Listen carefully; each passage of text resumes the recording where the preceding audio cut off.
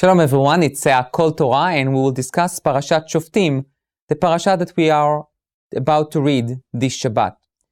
In this parasha we have many interesting subjects and ideas, and today I would like to focus on the idea and the mitzvah, the commandment, or maybe the concept and the value of a king, of a melech.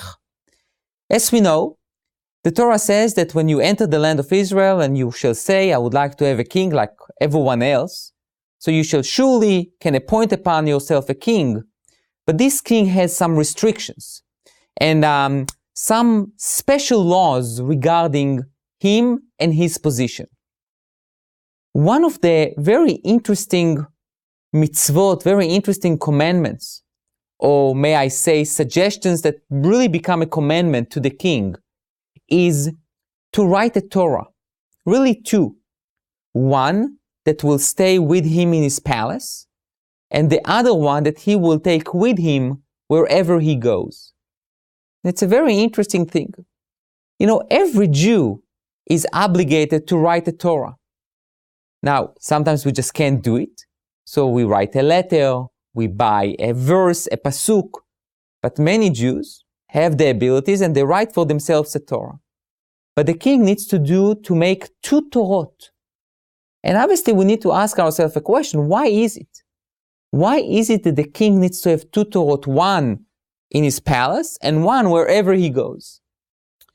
So one understanding we can say that really the king, because of his authority and power, he always needs to be reminded of Hashem's values and who is really his boss.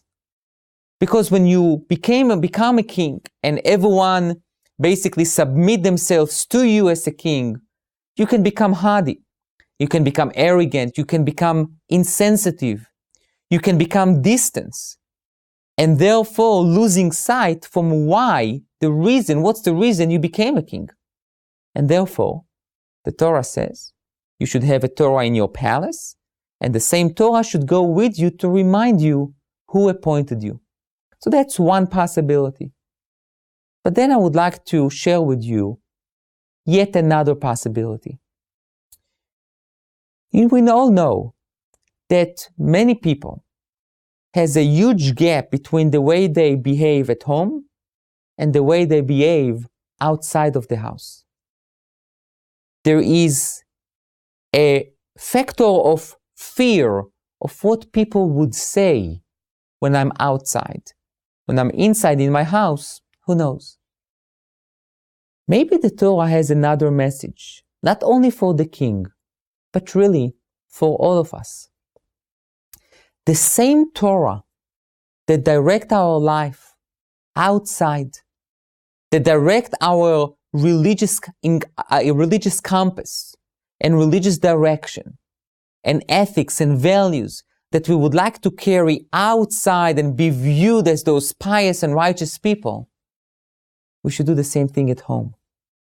There need to be no separation between the way we act inside our circles, our homes, our shuls, our yeshivot, and the way that we act outside. It's the same values. If the Torah says that we need to treat each other with kindness, not to cheat, God forbid, not to try to deviate or to trick someone, it does not only apply when you sit in the shul. It applies when you go to business. And the same way that you want to carry yourself outside so everyone will say how nice you are, that's the way you need to treat your wife and your children and your siblings and your parents. There need to be no separation because of a geographical location. The Torah wants to teach us to be purely good people. So, no circumstances, no times, no different locations should influence the way we act. And I think this is a very strong message, not only for the king, but for each one of us.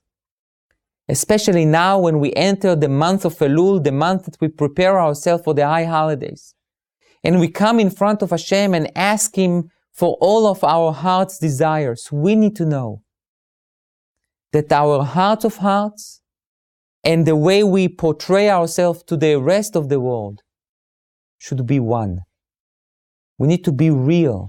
We need to be genuine. We need to be truthful to ourselves.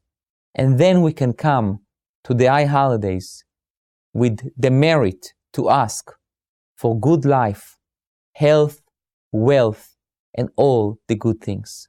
Thank you.